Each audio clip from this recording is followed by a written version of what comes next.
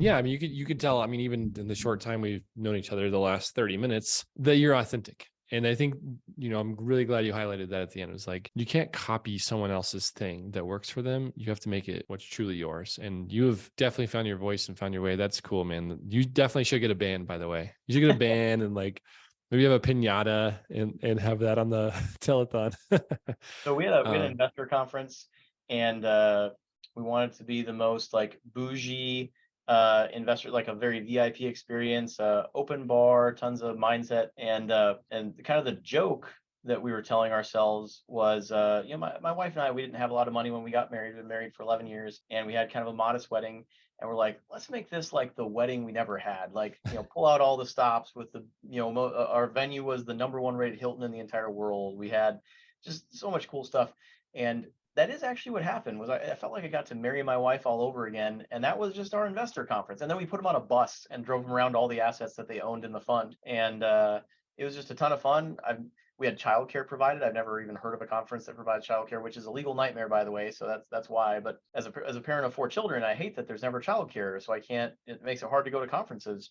So we just did something totally different and crazy, and people loved it. So I think it's just be yourself, and people are going to love it. Or so one of the greatest gifts one of my mentors, Tony Robbins, ever given me is he said, there's a good chance if you're performing at this level, if you're listening to this podcast, your whole life you've been told to ease off, to level out, to slow down, to pump the brakes, to give other people a chance to catch up, that you're a little far out there, you need to reel it in. And let me give you permission right here, right now, to just say, fuck them.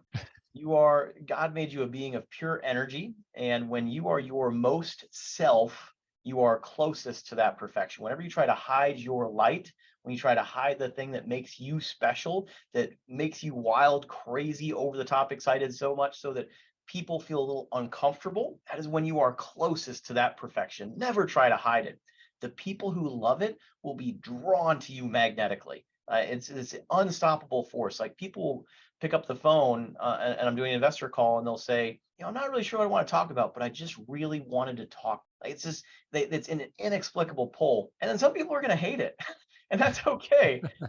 That's God or the universe's way of just keeping people out of your life that probably shouldn't be in your life to begin with, right? When you are being your maximum self and they don't like that, you don't want to pretend to be someone else just to make them more comfortable. Like, they can go find their people, but they are not your people. And that's okay. You are a perfect being just as you are. Don't try to hide it. And that's what I do. And like, every now and then we'll hire someone who doesn't last very long. They're like, yeah, I just felt like I had to be happy all the time. That was actually one of our exit interviews. Is they said they had to feel they felt pressure to be happy all the time.